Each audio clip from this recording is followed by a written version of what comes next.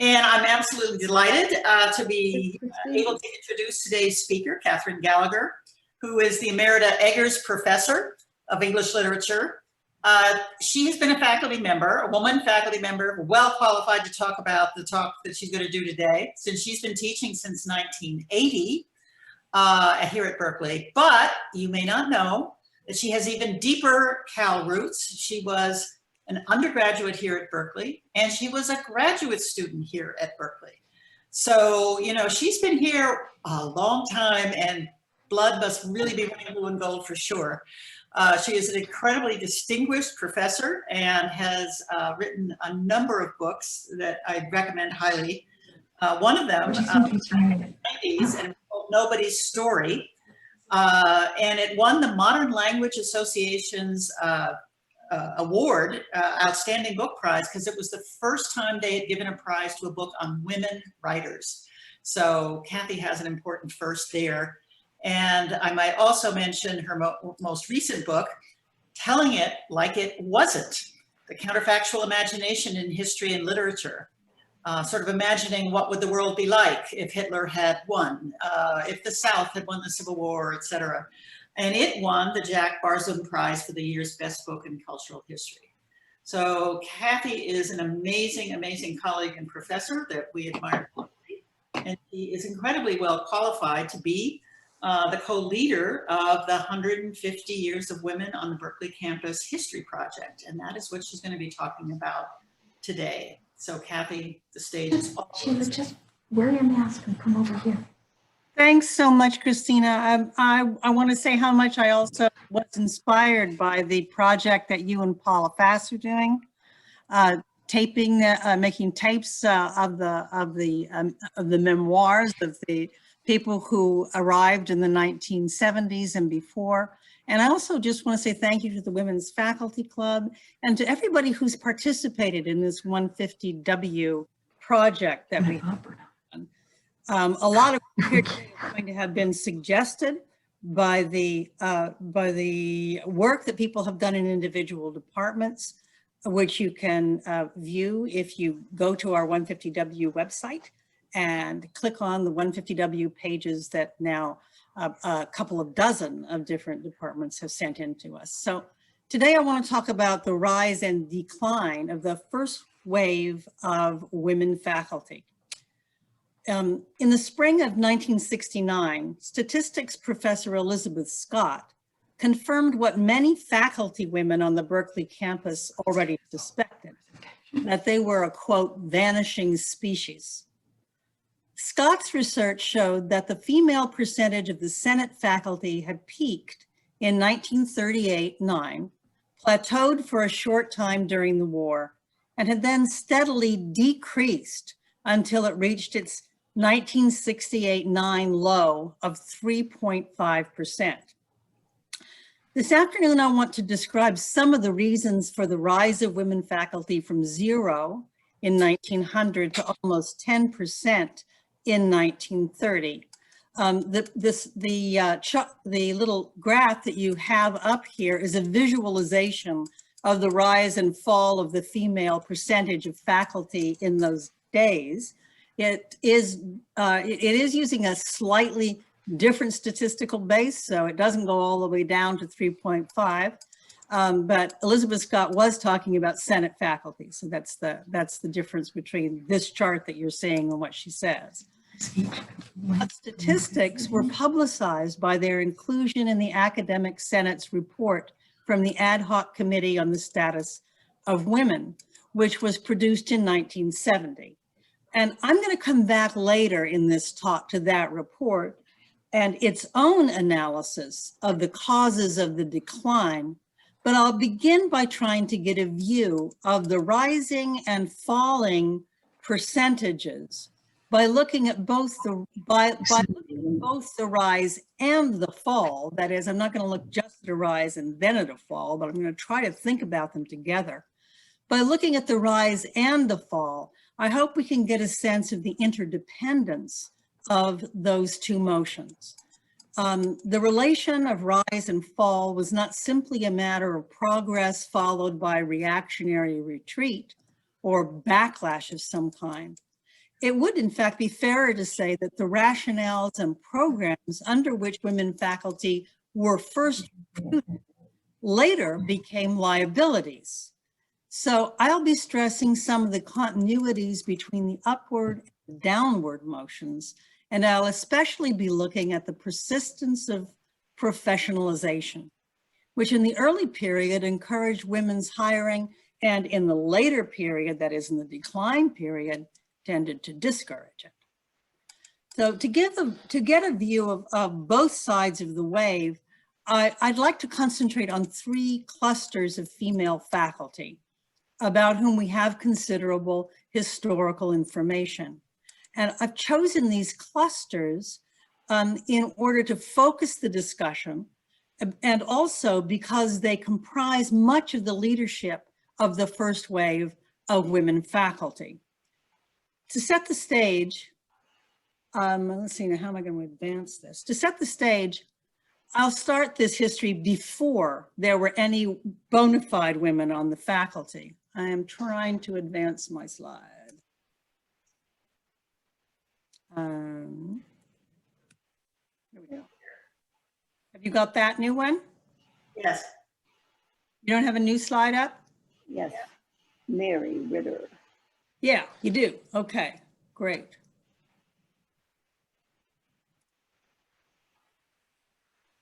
Okay. I think I zoomed that a little too much. Now I'm going to have to go back.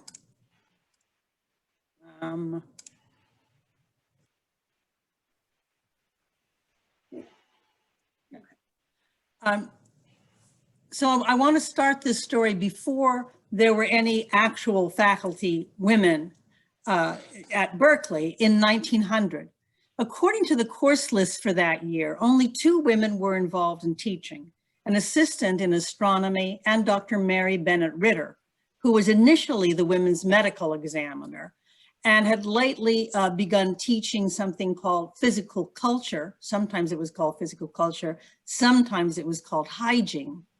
In the 1890s, Ritter had first served as medical examiner at the request of some women undergraduates who wanted to use the gym. There was only one gymnasium on campus. It was the men's gymnasium. They asked to have a few hours in it, but the men's medical examiner told them that he didn't have time to examine them and they couldn't use the gym until they had a clean bill of health from some doctor. So the students then went to one of the 4 women doctors in the area and asked for lectures in hygiene, as well as for a medical examination. And soon those lectures became a course, which was made mandatory then for all first-year women. Ritter's position, however, was neither permanent nor paid. She was given a salary only later at the insistence of Phoebe Apperson Hearst, who became a regent in 1897, and Hearst also picked up the tab. So although we can't call Ritter an early faculty member, her course, she later recalled, was the wedge which opened the way for the grafting of several strong branches onto the old university tree. That's a quotation from Ritter's autobiography. She also called it, quote, an unwelcome course pushed into the fringe of the orthodox curriculum by scarcely acceptable women students, adding, I always felt that I was considered a sort of pariah in the university. So I think this can let us see, I just want to make some generalizations on the basis of this, say, proto-woman faculty members' teaching career, because I think it does predict some things about the future. I'm going to try again to advance. Next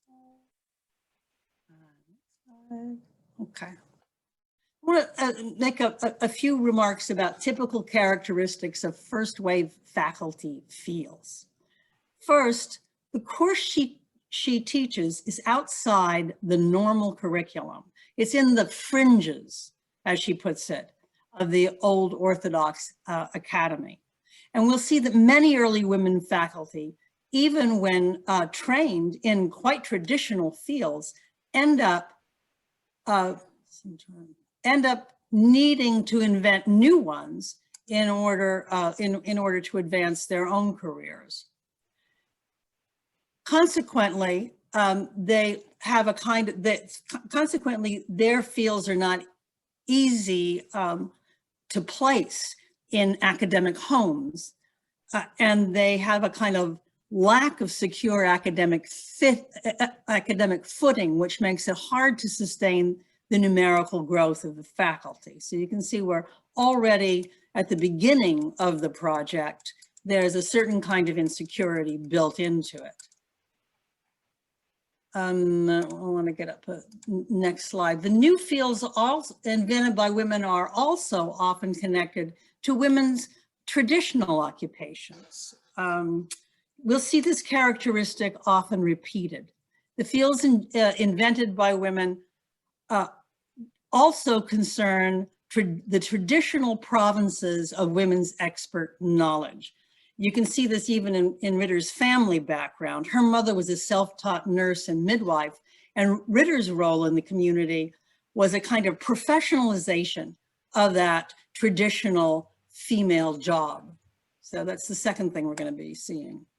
And the third, the fields are often connected to some governmental entities, growing oversight of aspects of family life, personal welfare, public health, education, etc. So in Ritter's particular case, she became responsible not only for educating women about reproductive issues and venereal disease, but also for personally inspecting their living quarters and holding their landlords responsible for sanitary violations. And she developed a partnership with the city of Berkeley in that. So there's increasing public oversight of the private is a driving force in her career and in that of many other early women faculty. I want now to introduce the first actual women faculty appointed to the professorial ranks. And so we're gonna move forward now from 1900 to 1910. And by that time, there were 2 women on the teaching courses who would qualify as Senate faculty today. These are Lucy Sprague in the English department and Jessica Peixoto in economics. Both had been appointed assistant professors by Benjamin Ide Wheeler, Sprague in 1906 and Peixoto in 1908. Sprague's faculty status, though, was nevertheless questionable. She'd been appointed by Wheeler because he needed someone to fill a position he was calling Dean of Women. As she later told the story, he simply wanted something, quote, someone to do something with the women students at the university. She only had a bachelor's degree, and she acutely felt her lack of academic credentials, so she insisted on some kind of professorial appointment. She did teach occasional courses, but her primary goals were to aid and encourage the women students to organize extracurricular groups and activities, since they were excluded from the men's groups, and also to expand their career horizons beyond the default choice of school teaching. Sprague definitely made the women's lives better. She improved their morale and increased their stature on campus, but she was an administrator, mentor, advisor, and a kind of inspirational presence. Her least important role was that of faculty member, and her career is a kind of exaggerated illustration of the frequent mismatch which we'll see between early women faculty's academic preparation and their institutional placement. Sprague, like Dr. Ritter, was tucked into the fringes of the curriculum and indeed even found herself teaching Ritter's former course on women's reproductive health and hygiene because there was no one else to do it.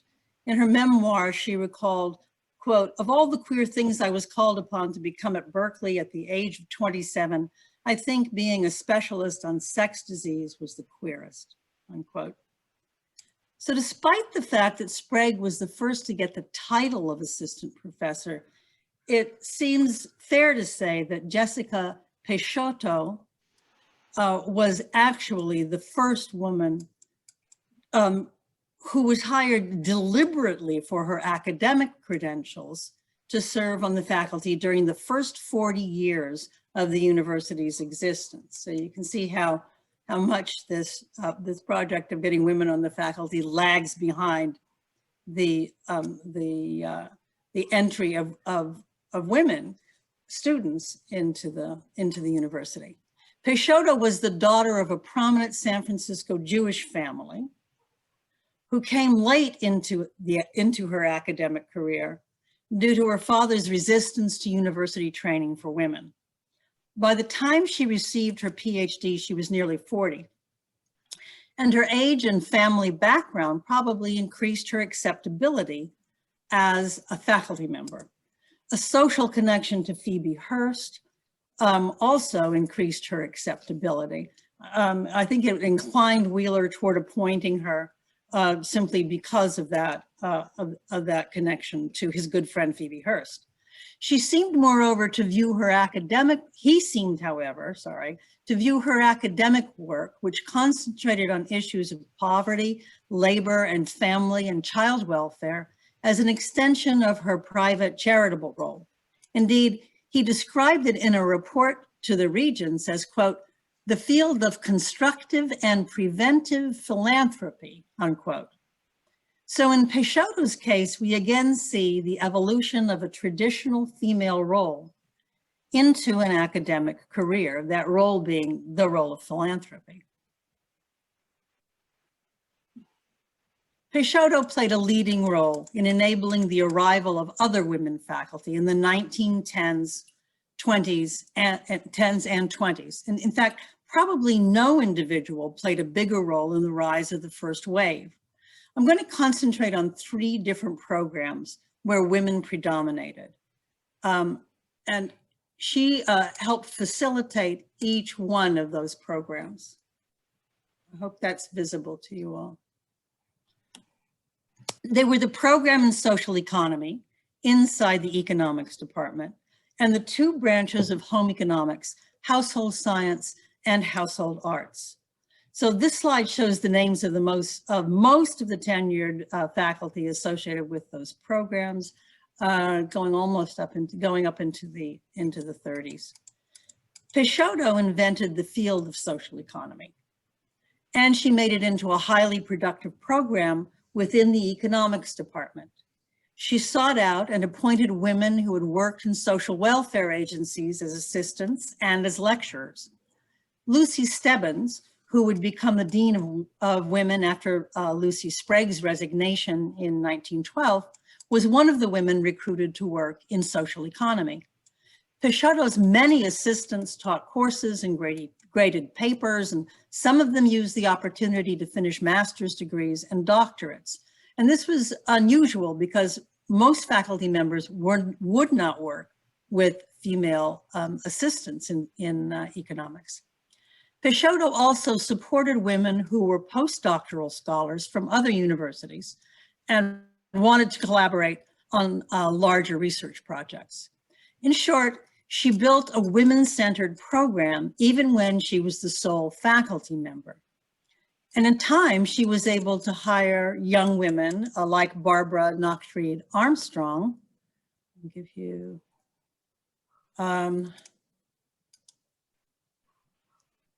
who became one of the university's most renowned women scholars. She graduated from Berkeley in 1913, received her law degree in 1915, and served as executive secretary of the California Social Commission, of the California Social Insurance Commission until 1919, while working on an economics PhD with Peixoto.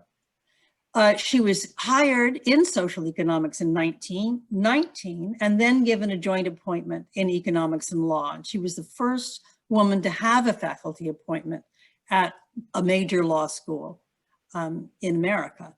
Later in her career, she published a groundbreaking study of social insurance programs. That was in 1932. And she was summoned to Washington. She was summoned to Washington DC and became probably the main author, actually, of the Social Security bill. No, no, no, no, no, no, no, no. Someone is disagreeing with this. Yes. You can talk about it later. She was summoned to Washington and became a principal drafter. How's that? Anyway, Armstrong personifies the success of Peixoto's vision. The social economics program was designed to sit between academia and government policymakers in social welfare. She illustrates the dynamic crossover between private and public as women's traditionally volunteered labor was professionally transformed. The process of professionalization applied not only to those who became faculty in social economics, but also to the students they trained. As Jeffrey Edelson of the School of Social Welfare reminds us in an essay, you can also read that on our 150W website, it was Peixoto and her colleagues who first established a certificate in social welfare at Berkeley in 1917 and began the earliest professional training for social workers on the West Coast. That social service curriculum was accredited in 1928 and was led by a colleague of Peixoto's and former student of hers by the name of Barbara Chickering.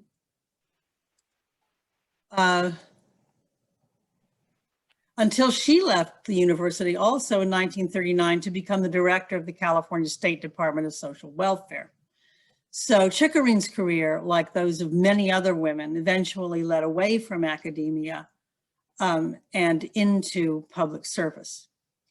In Berkeley, back in Berkeley in 1939, though, there was another development that would lead to the decline, actually, of the social economics program.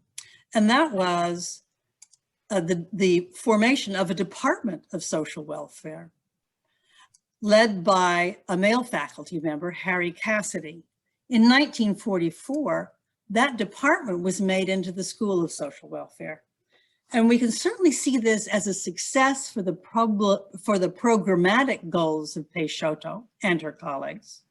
The establishment of the school achieved one of their fundamental goals, but it by no means advanced the number of women faculty on the campus. Instead, by 1948-9, the School of Social Welfare had 7 male faculty and 1 woman. Meanwhile, social economy was fading from the economics department's curriculum. Peixoto had a shaping hand also in the next 2 programs. That is the 2 that will branch off of home economics into household sciences and household arts. In 1909, Benjamin Ide Wheeler set up a faculty committee to design a program in domestic science and appointed Peixoto to lead the committee. As Maurice Nerad has shown in her history of home economics at Berkeley, Wheeler's vision of the program and Peixoto's were very different. Wheeler wanted educational options for women students that would better fit them for what he saw as their primary role within the household and family. In contrast, Peixoto and the 2 women she consulted with most closely in the planning years, that was Deans Lucy Sprague and then Lucy Stebbins, wanted to train women in the sciences. In accordance with the national leaders in the Home Economic Association, who focused on domestic science, the Peixoto group hoped that students would study architecture, chemistry, drawing, and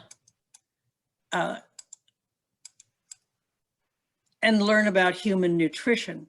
What finally emerged as home economic science was far less ambitious, and it was balanced precariously between the need to train students who wanted to teach home economics in high schools, which was increasingly a required course for girls, and the need to sustain a research program. On the upside, the program leveraged the national vogue for home economics to hire women scientists and launch important studies in human nutrition. The program's best known scientist was, of course, Agnes Faye Morgan, a person of unusual focus and determination. The story, of course, is told of Agnes Faye Morgan that she put off motherhood until her promotion to full professor in 1923, keeping the fact of her pregnancy, indeed, entirely under wraps. One colleague recalled that her research was in chemistry, so she was able to wear a long smock. And when her son arrived, everyone was tremendously surprised because no one knew he was even on the way. This may or may not be a true story. However, Agnes Faye Morgan became an extremely important researcher. Sorry, I want to come back to Agnes Faye Morgan. Trying to get my text back here, folks, just a second.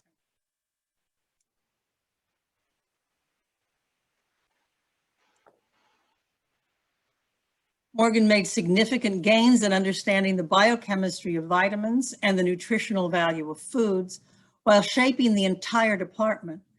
And she gained wide recognition as a scientist. The American Chemical Society awarded her its Garvin Medal in 1949.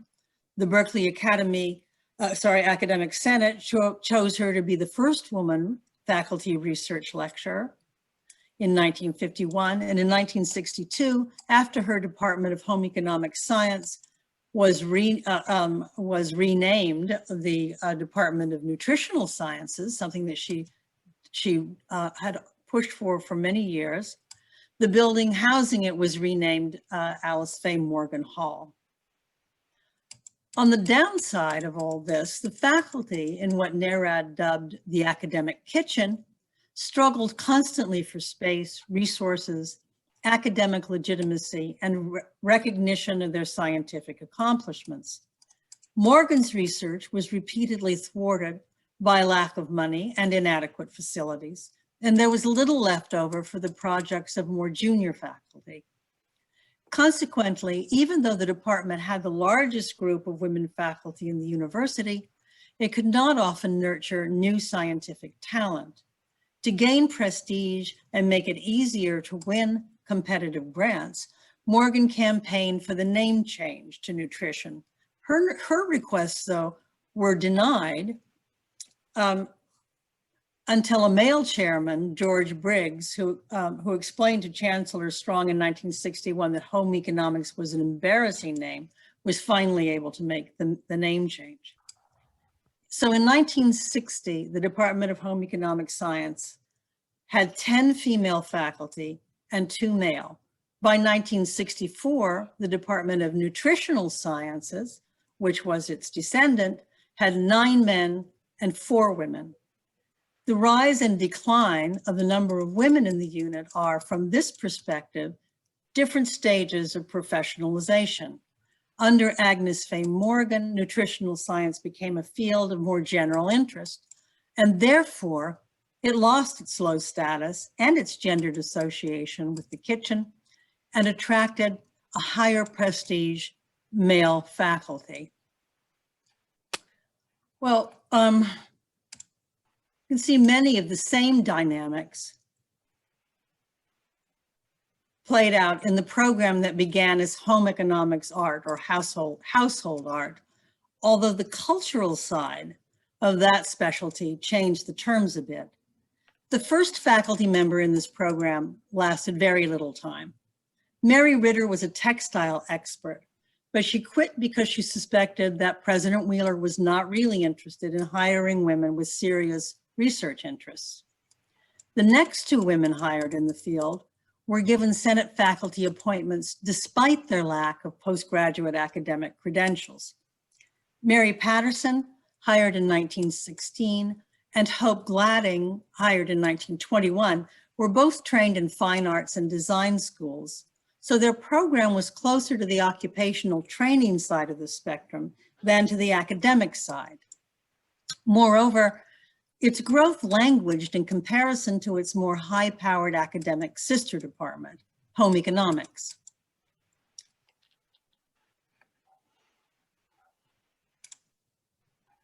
But then, in 1932, home economics art was transformed by the appointment of a recent PhD from anthropology, Lila O'Neill.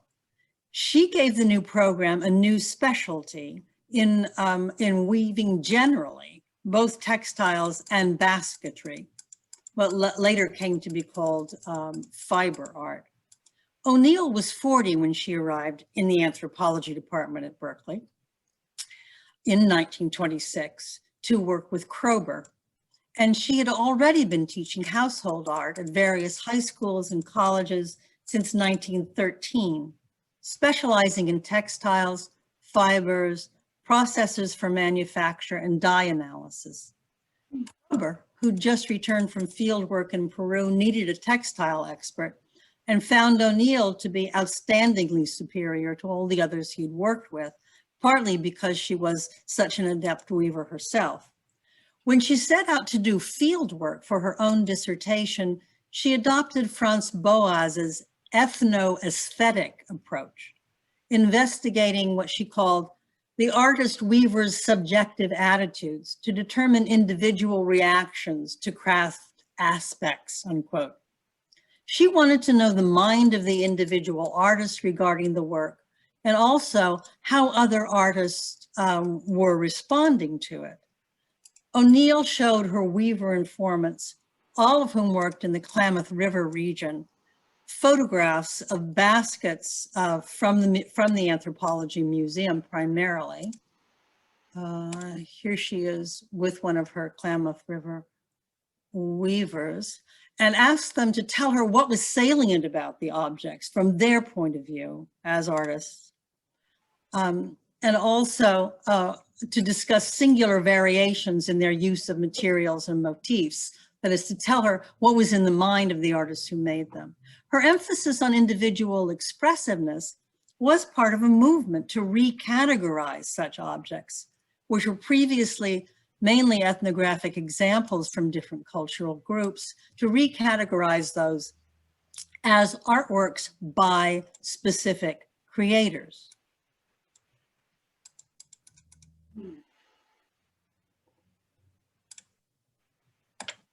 O'Neill and the two other anthropology PhDs who followed her into home economics arts brought a new kind of academic bona fides to the department. The students were held to a higher standard of technical, ethnographic, and historical knowledge, and at the same time, they needed to keep aesthetic issues in mind. By 1939, the home economics department and household arts designations seemed to O'Neill to be outdated and limiting. She wanted students trained in architecture, anthropology, art practice, and art history. Remember, there was no art history department at Berkeley until 1971. So as a result of this conjunction, linking ethnography, skill training, and aesthetic analysis, the department changed its name in 1939 to Decorative Arts and made a bid, a conscious bid, to attract students of both sexes. Of course, male faculty with an interest in art were also attracted. Winfield Scott Wellington, commonly known as Duke, was the director of the University Art Museum, and he joined the department. After O'Neill's untimely death in 1948, the modern art world, partly inspired by the aesthetic turn in anthropology, began using what had previously been considered craft materials, especially fibers, to make non-utilitarian artworks. And that development brought several male artists onto the decorative arts faculty. Thus, in 1964, the program changed its name again, this time to design. And by 1969, the unit, which in 1939 had had 5 women and no men, had evolved into one with 4 women and 10 men. By a very complicated process, the push for academic respectability via anthropology had resulted in new forms of modern art practice, but had not kept up the proportion of women on the faculty. So here's my conclusion. Let me reiterate my main argument about the rise and decline of women's predominance in these three important programs. I've been stressing that both the upside and the downside of the first wave were phases of professionalization. Even when their programs were encouraged to be vocational education for future housewives, the first wave of women faculty resisted that kind of pressure. Although they were often involved with practical training, the professional upgrading of women's occupations generally was their primary goal. Moreover, in terms of academic professionalism, they were as intent on the advancement of knowledge through their own research as were their male peers. And finally, it was their success in spreading academic professional standards that eventually attracted more men to their fields and reduced their proportionate participation. I need to take a drink of water.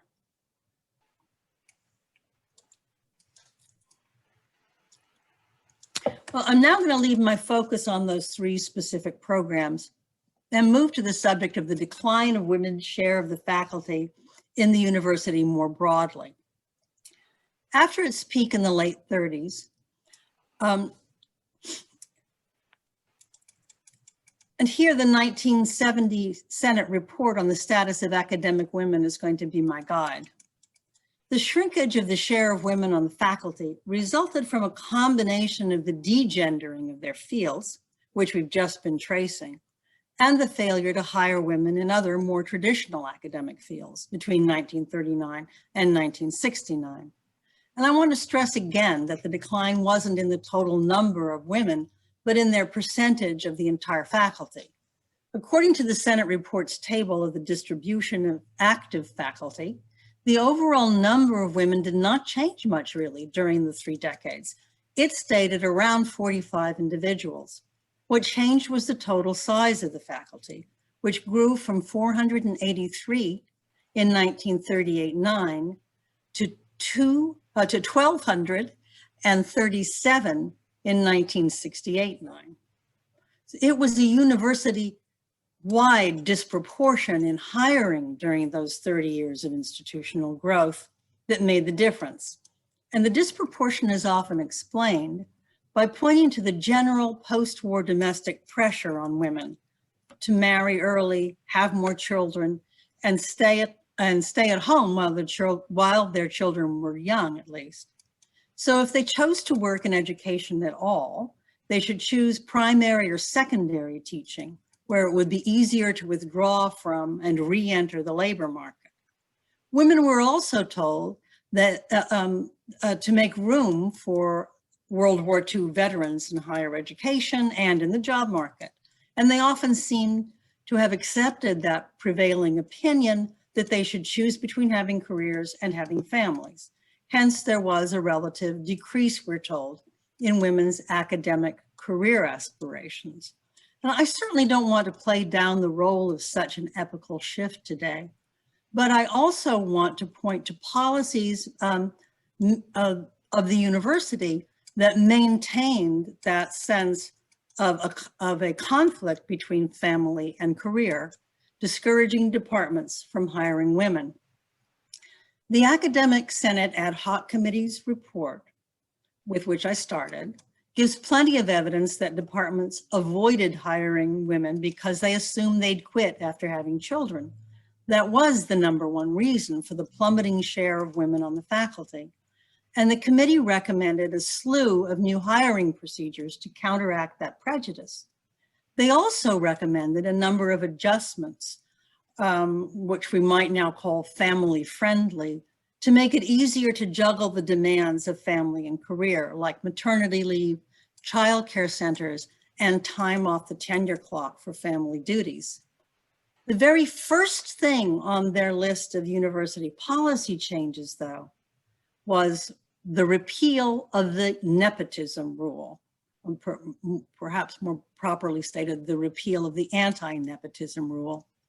And it's the effect of that rule that I'd like to concentrate on here as I wind up this talk today. I want you to just look at the committee's description of those effects on aspiring women academics, because they are so very forceful about it. The nepotism rule affects them, that is women hoping to be in the academic world, on a number of different levels.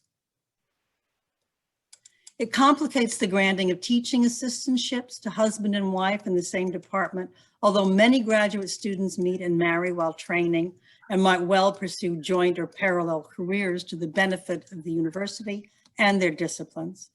The rule may relegate a highly trained, professionally competent woman to a part-time appointment, an appointment at the lecturer level, a research appointment, or some other arrangement where she sacrifices salary, job security, and the hope of promotion and access to the normal encouragements for academic excellence. It is still retained as evidence of the university's adherence to archaic forms. It is the one single practice most commonly raised by the various persons consulted as discouraging the advancement of women in academic life. Well, the anti-nepotism rule forbade the employment of more than one close relation in any academic unit or overlapping field. It dated from the 1930s and actually had a couple of different rationales. First, that non-academic considerations might be brought to bear on hiring or promotional decisions if relatives were involved. And second, that the state should not be paying two salaries to the same family during a depression. That's one of the things that made it kind of popular during the 1930s. That rule was related to the many Depression-era laws in other states that sometimes barred married women from public employment altogether, throwing, say, public school teachers out of jobs. Berkeley's rule, like most in California, did not forbid all employment, just faculty membership. And it did not relate to all employment, just faculty membership, and did not specify which member of a married couple should leave. But it was assumed that women would make the sacrifice, accepting, say, lectureships or research appointments, or leaving for faculty positions elsewhere, often at less prestigious establishments in the area. The ad hoc committee sent a questionnaire to over 700 male faculty members, asking if their wives' employment had been adversely affected by the rule. And of the 364 respondents, 58 men said yes, they had. 23 whose wives had doctorates complained that they were kept well below their deserved level in the academic hierarchy, and others whose wives had lesser degrees were also said to be underemployed because of the rule, or employed only as unpaid research labor for their husbands, or to have lost the will to go on and get their degrees because they thought they couldn't get professorships. Of course, we can't know how many of the women whose husbands complained about the nepotism rule might have ended up on the faculty if it hadn't existed. Nevertheless, it does seem to me remarkable how many eminent women scholars at Berkeley, as I look back through the teaching record, through the generations of teachers, how many eminent women scholars at Berkeley were rendered ineligible for faculty status by that rule during those decades. And I want to conclude by telling you about just a few of them. I think of them, of these women, as the might have been women professors of the period of decline. We could call them the counterfactual professors, although some of them did eventually make it onto the faculty, and in fact, all of the ones that I'm going to tell you about did. Elsa Frankel was an Australian Jewish academic psychologist who received her doctorate in Vienna in 1930 and then emigrated to America to escape the Nazis in 1938. Here she married fellow Austrian emigre Egon Brunswick, who had been hired in the Berkeley psychology department. Unable to join the faculty, she took a post at the Institute of Child Welfare, where she shaped an interdisciplinary approach to personality studies. Frankel Brunswick is best known for her contributions to the authoritarian personality, a work from 1950, which she co-authored with, among others, the philosopher Theodor Adorno. The book is considered a milestone work in personality theory and social psychology, and it raised her profile as a researcher and writer. In the 1950s, though, her husband became incurably ill, and he took his own life in 1955. And it was only then, with her husband's death, that the members of the psychology department felt free to offer Frankel Brunswick a professorship, which they did immediately. Gained at such a cost, though, the professorship could not have seemed an unalloyed boon. She remained disconsolate over her loss, and indeed she took her own life 3 years later.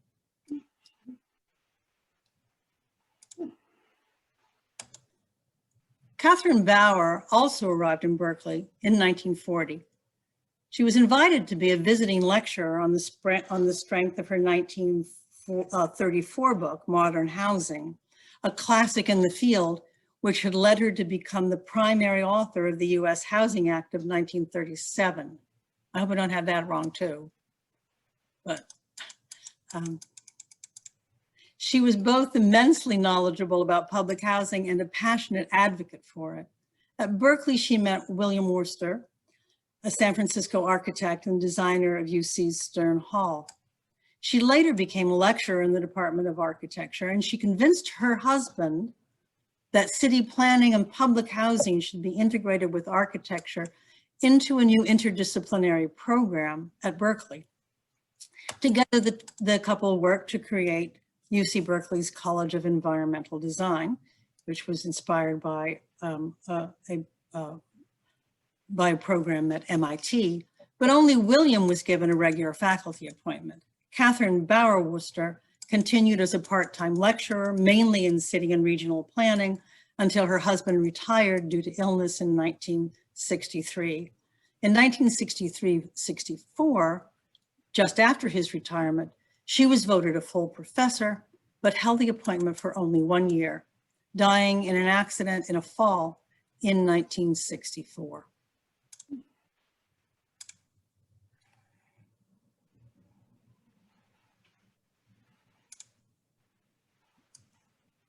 The brilliant mathematician Julia Bauman Robinson was also unable to teach in mathematics at Berkeley, where she'd earned her PhD in 1941, because she was married to Raphael Robinson. She taught in other programs and continued with her mathematical research, made several important breakthroughs, and was the first female mathematician to be elected to the National Academy of Sciences. All of that before the Berkeley Mathematics Department finally offered her a professorship in 1976, 3 years after her husband's retirement. In 1982, she was elected the first female president of the American Mathematical Society. Well, I think what we learned from these, and I could go on and on, but the list is way too long to go through. But I think what we learned from these examples is that the decline in that rise and decline of female faculty in the 30s through the 60s was not just the sort of passive result of a shift toward domesticity in the culture at large. It was also, I'd say, a self-inflicted wound by the university, which had these brilliant women who were obviously dedicated to it, since they remained here and taught as lecturers and did their research, constantly struggling for money, and without any of the power that comes with being professors. Think of the graduate students who were denied their help. It's a kind of self-inflicted wound on the part of the university. So it seems to me to be to point toward the importance of that 1970 report, that it wasn't the rise of women faculty after that report wasn't just, again, the university passively following some trend toward women's liberation. It was, in fact, an immense effort to get the university to change its ways and to actually make the relationship between private life and academic career something that was endurable and hopefully even nurturing for women. So thank you very much for your attention.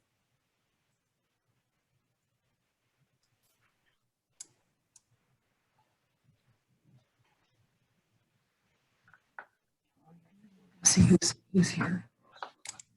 You know how to do that. Yeah.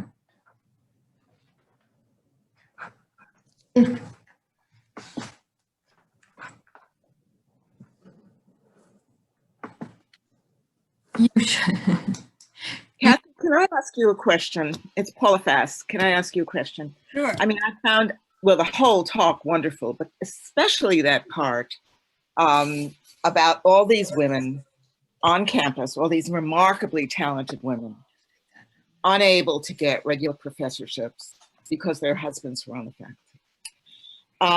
And I think more to this story than you're telling. And I hate to be completely cynical about this, but my experience at Barnard and Columbia was that these institutions benefited enormously from having these very talented women to whom they paid very little money. So they got a double profit by having these women around without to provide them with the professorships that was really their dues. So the law that you cite that was passed, I'd like to know a little bit more about why it was passed. Now, obviously, during the Depression itself, the idea of each family getting one salary seemed very important because it was a way of keeping up the family during these difficult times. But the Depression was, 1930, it started earlier, but by 32, during the 30s, we're talking about 1970 when this law is changed. So I think maybe a little more conversation among us or from you about that law would be interesting, very interesting. Well, it wasn't actually a law, it was a rule, it was a university policy. There were laws elsewhere. For example, Washington actually had a law so that women who married, period, didn't matter who they married, who were employed by the state in the 1930s and 40s, were in fact fired. So, I mean, it's really extraordinary how draconian some of this was. Now, why it continued? I mean, I actually think it was, all of those laws were pretty damn silly, frankly. I didn't think that hiring a kindergarten teacher is going to lead to the reemployment of some bloke who's out of work. It just doesn't. What? So it's Rachel took the dog to the dog park. The dog park, the dog needs to go because the dog got very messed up in the backyard. Anyway. And also she didn't get to run yesterday. Welcome to Zoom. At any rate, so why is it still around? I mean, I buy into your cynicism. Oh, I really do. I think you're absolutely right. I think they were getting a lot out of this. I also think they were losing a lot. I really do. I just cannot believe that that the institution would have been, I think the institution would have been a better place, period, if there had been more eminent women on the faculty. Now, it's not just in hindsight that I'm saying that either. I think it had been known for a long time that women do better under other women's tutelage. I mean, that was the whole reason that Wheeler started trying to find excuses to hire women early on. And it's certainly, in terms of graduate careers, I think it would have been an important thing to do. and it was simple to do. That's the other thing, is that once it was pointed out to the administration that really all they needed to do was to handle the conflict of interest involved in close relation, the same way they can handle any other conflict of interest. And they could then get rid of it. As soon as that was pointed out, it actually did happen. And the rules were loosening throughout the 1960s, as a matter of fact. Oh, they were. I know the Budget Committee made changes in '66, although I don't know exactly what they were. I will definitely try to find out. But after 1970, when it was gone, it made an enormous difference. Thanks.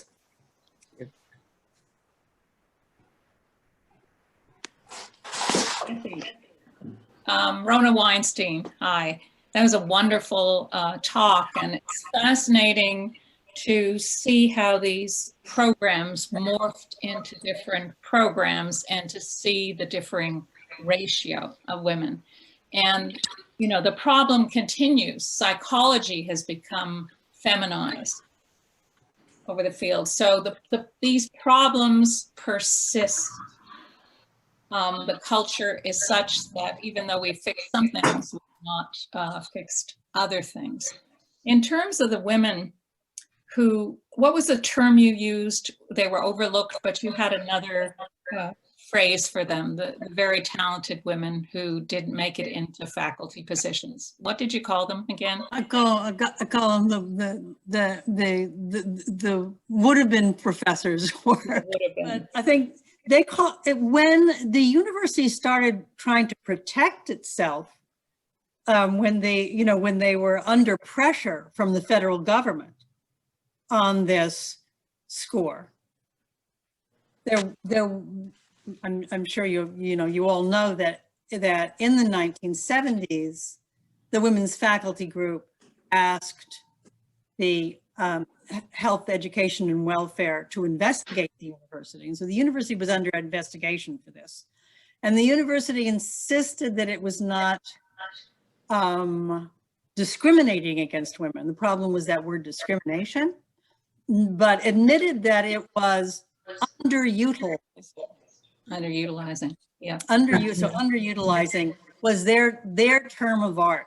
They did not want to say they were discriminating. Scott. Can I ask a clarifying question about Elsa Frankel-Brunswick in psychology, because I'm trying to track her story and your story differs a little bit.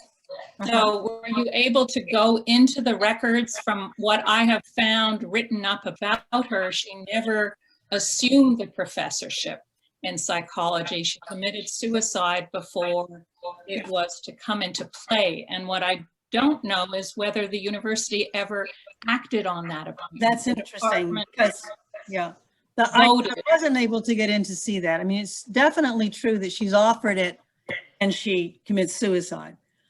So it's sort of there, as a thing that it's voted, but it's not clear that she actually is able to take it on.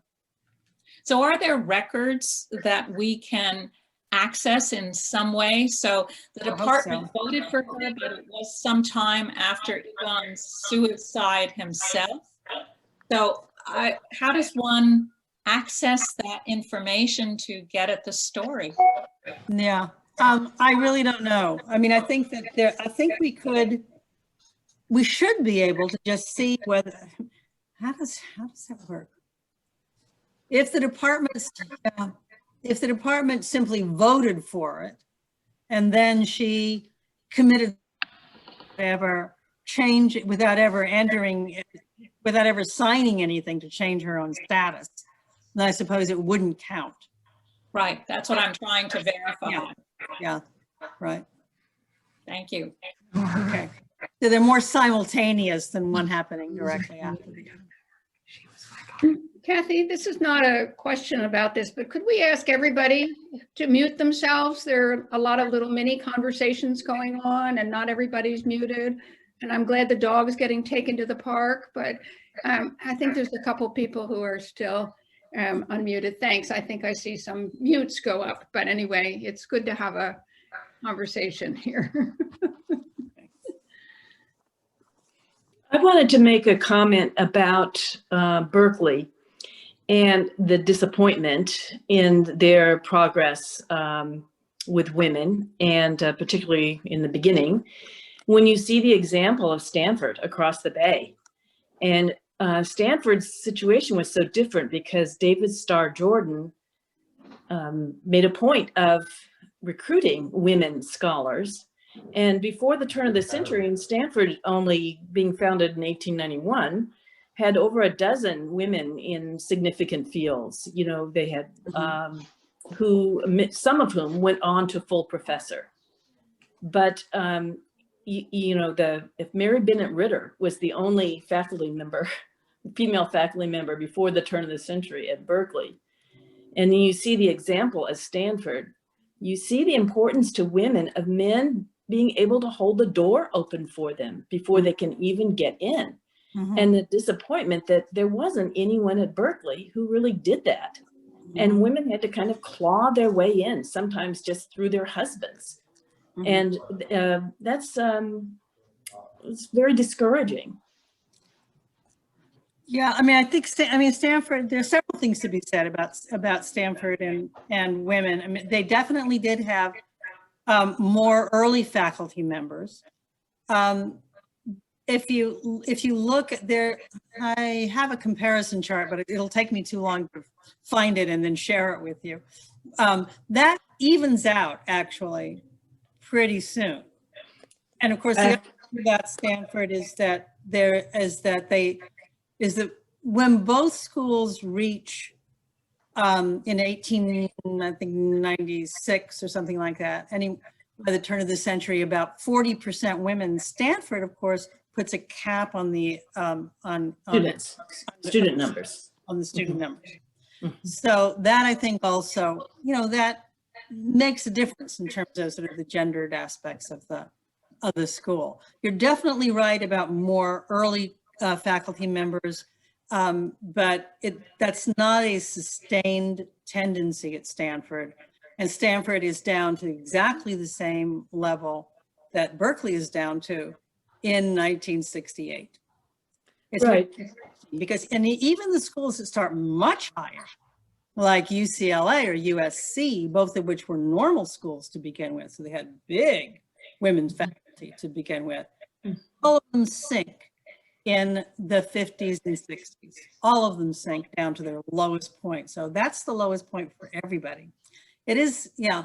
But I think you're right. I think that it really does require, and this is one of the things we haven't really been able to address, it seems to me, in the 150W program, and that is the importance of male supporters and individual male mentors who really take it upon themselves to make a difference. And that's the kind of thing you start finding in departments, actually, in the early 70s, that makes them so different from the departments that were there earlier. So I think that's a really good point to make.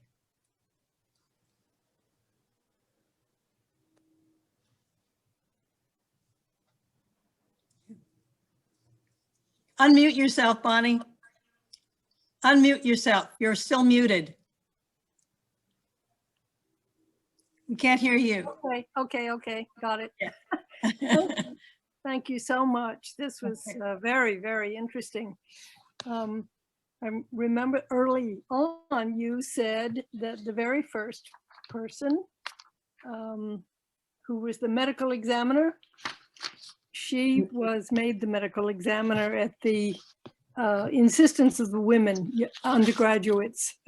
And that sparked my interest in whether or not women undergraduates, did you find evidence that women undergraduates were putting any kind of pressure on the university? And if so, what form did that take and when did it happen? The form it took actually was in groups that undergraduate women would take through their own societies, like Britannian, which was a women's honor society, and other groups like that, as they allied with the women who were alumna of the university, or just simply college women, College Women's Association, which was extremely important in all of this. They allied then with some of the big donors, especially Phoebe Hearst. And they all brought pressure on the regents and also on the administration to hire women. And that's really one of the reasons why you get those first few women coming in. And Wheeler felt it very strongly because, I mean, Phoebe Hearst, her importance to all of this really cannot be exaggerated. She was an astonishing force at the University of California, both through the money and then just through the constant pressure she exerted on Wheeler, but also on her fellow regents. You know, she had built more buildings on the UC Berkeley campus in 1920 when she died than the state had. That's how important she was. She was housing undergraduate women basically herself by lending them money. It was very important for her to make them, to patronize them and make them responsible at the same time. So she would basically lend them money for housing and they would have to pay it back to her. And they would build houses. They built lots and lots of houses and co-ops. They even built some of the sororities with Phoebe Hearst money and then paid her back for them.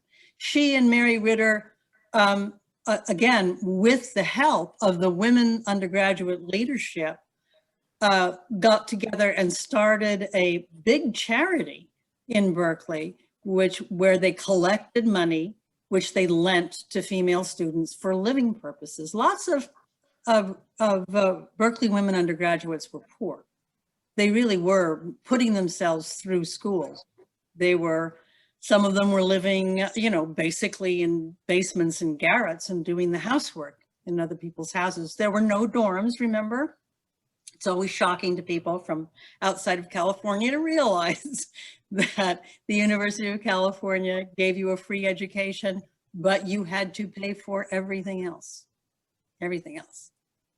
So there were no dormitories for people to live in, and there was nobody looking into the housing. So all of those things were things that the students, in conjunction with some of the women who were alumni and who knew them through that, worked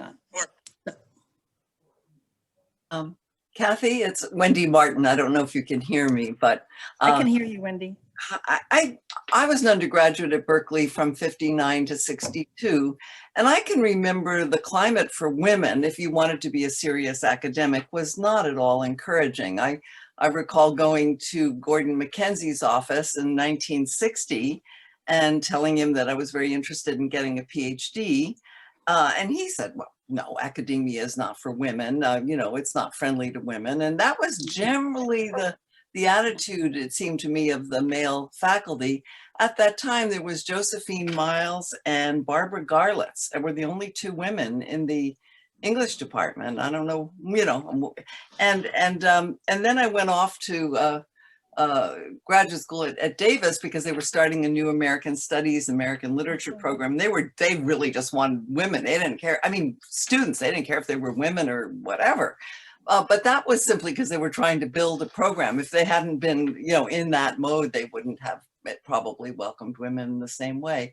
And even in 68, when I got hired at CUNY, which is an urban, you know, cosmopolitan institution, there weren't very many women. I mean, it was surprising. And I founded Women's Studies in 1971. In 1972, Stanford invited me to bring feminism to Stanford. So, you know, it took a long time for, I mean, I see that your lecture was brilliant because you see it's a cycle. There are moments or historical periods where there are quite a few women and they're making their way one way or another, kind of. And then, you know, they fall into a decline, and then there's another. Where would you say it is today? Well, you know, it's a really interesting question, Wendy, and I have two responses to what you've just said. One is that without affirmative action, it wouldn't have happened. it's not, you know, if we simply see it as a matter of passively following on big cultural cycles, I think we're making a mistake. Mm-hmm. So without affirmative action, it wouldn't have happened. And I think that without things like women's studies, which you could say were sort of the, you know, the domestic sciences or the household sciences of the 1970s. Yeah. That allowed us to bring in lots of women, but I think we were cannier about it by that time. So we realized that they had to be sharing FTE with regular traditional departments. And that's how we seeded a lot of departments, at least at Berkeley. And I'm sure you did too. Mm-hmm. Yeah. Where you were, seeded a lot of traditional departments with larger numbers of women faculty. Because of course, women's studies now does not have a lot of majors. It can't possibly itself support a lot of FTE. As soon as it became gender studies, it also, in a way, lost its preponderance of women. It's because, you know, it's now open to a much larger kind of interest. So all of that happened again, but I think this time, or that time, that is in the 1970s and 80s, we were prepared for it. So we knew you just don't get growth of any demographic in the academy unless you get people into the traditional departments. Yeah. In numbers. It can't just be tokenism. Yeah. Thank you. So I, you know, where we are now, right this minute, where we are is in a crisis again of conflicts between careers and family life, frankly. And but that may simply be this moment of crisis, but it's really a bad one. I mean, this is a lost year for a lot of academic women. Yeah. For younger academic women. And I think that though that universities will try to accommodate them, but it's so interesting to me that it is still the women in academic families who are suffering through this and whose research is on hold. Yeah. So that's the thing that's not changing. Do you think, I mean, my whole academic career, I was like the woman you mentioned who I didn't allow myself to have children until I became a full professor. And that's a pretty tight race with the biological clock, but it seemed like a necessity. You know, if you were going to be a serious professional, you had to do it the way the men did and, you know, work twice as hard. But do you think, I just don't have a sense of it. Do women faculty feel that anymore? They do. Yeah, I think they do. I mean, I think there was a period during, I did it the opposite way. The other way to do it is to have your children in graduate school. Yeah. And then you're basically finished. And there's a very interesting article I found by a couple of undergraduate women who went around in 1942 and they interviewed 7 department chairs saying, you know, you've now told us that since the war is on, we can do anything and we have to replace the guys, and that's fine, but why are there no women in your departments? This question of 7 different people.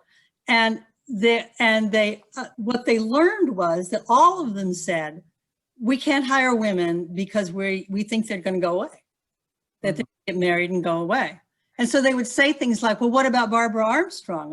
And then they'd say, oh, but Barbara Armstrong already had her child, or, you know, so that made her okay. Or they would name people who were clearly not going to have children. They were, you know, often in lesbian couples, or just, they were obviously not interested in family formation. You know, in some ways, Lila O'Neill counts as one of those people. So they were kind of the unofficial, you know, males in the department, because they were always going to be single women. Jo Miles falls into that category. She actually talks about that in her interview. She says, look, you know, the women who succeed in academia, who get hired, are women like me who are obviously not going to start families. Yeah.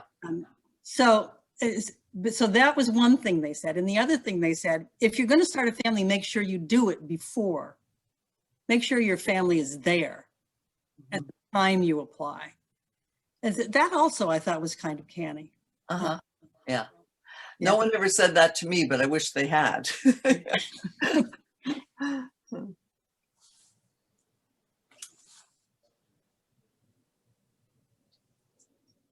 Hey, Kathy, it's Beth Berry here.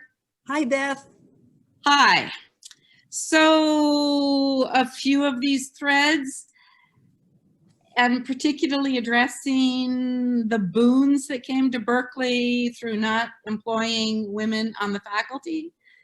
The women on the staff, the women on the staff matter a lot. My favorite example is Elizabeth Huff, who got a PhD in Chinese poetry from Harvard, couldn't get a job, started the East Asian Library Collection, huge contributions. She did not marry, she did not have children, but she created a first-class library without real peers to this day. So I think if you go outside the latter faculty community, not only instructors who may have eventually gotten onto the faculty, like, again, a favorite example of mine, Helen McCullough, who was put on the latter faculty in the last years of her life and deserved a lot more credit than ever she got. But if we look at the laboratory superintendents, the administrative managers of the individual departments, the great librarians, there was female talent there of incalculable eminence. Yeah, I think that's a very important point, that a lot of the women on the staff, I always noticed, were overeducated, we would say, and the university was really benefiting from that. That they benefited from the fact that they couldn't get academic jobs, and they were still very wedded to the academic institution, even though they couldn't get those jobs.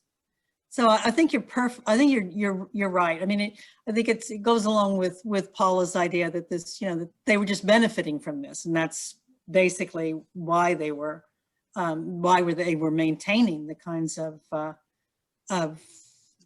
attitudes they were maintaining. I'd like to comment. I was a women's liber in UC Berkeley Graduate School in the 1970s, and we raised a huge fuss, and I think it made a difference. You know, we raised absolutely did. We had a meeting. I was with the Women's Liberation Group in the School of Public Health, and we met with the engineering department who wanted to know how to get more women engineers, and we met with the legal law school who wanted to know how to get more women lawyers, and they were very self-conscious about the fact that they were discriminating, you know. But the attitudes towards women was dreadful. I mean, the stuff that we took from professors was just horrible. Yes, I think you know, I think you're right, and I think that it could never have turned around as fast as it did if there hadn't been a great deal of activity from the students and from the numerous groups in all departments that were coalitions of students and faculty again. That was one of the most interesting things about that period, is the extent to which we were really talking to each other across departments and talking to each other across the student faculty divide. It does, when I read about 1896 and all the students and the alumni and the donors and all getting together and having these intense conversations, it reminds me of those days. That was certainly another moment like that. So I completely agree that it was definitely part of the overall part of the women's liberation movement, which was much more embedded in academic life in this country than it was in, say, many other countries.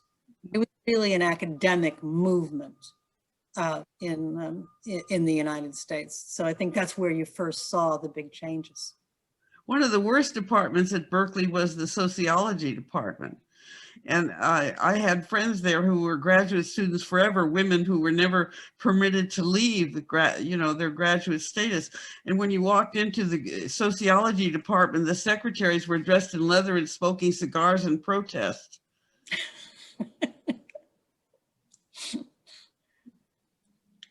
The sociology obviously did seem rather slow. Yeah. Terrible. Yeah.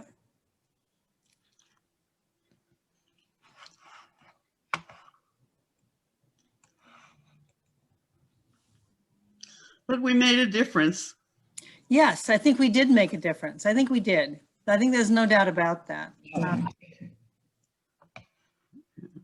mean, I think the students also felt very much that they were the leadership of a movement. Yes. And we took it on the chin. I mean, I was just a women's liber, so you don't pay any attention to what she said, you know. I highlight it urging.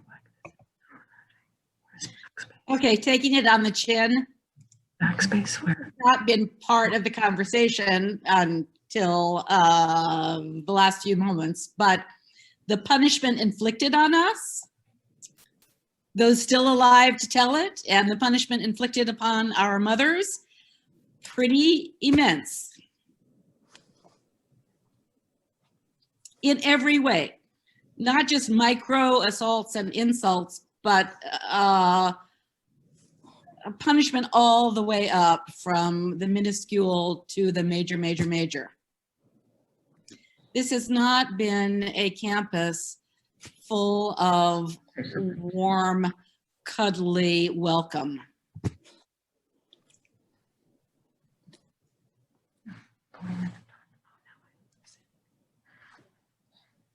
Catherine, thank you very, very much.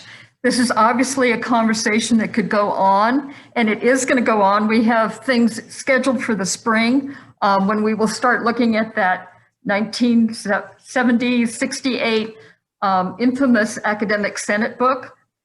So we have people coming to speak on that. We had a viewing party here today because some people's power went out. So Sheila Humphreys is here also. And we look forward to welcoming many of you who are participating to speak in the future. Okay. Thank you so much.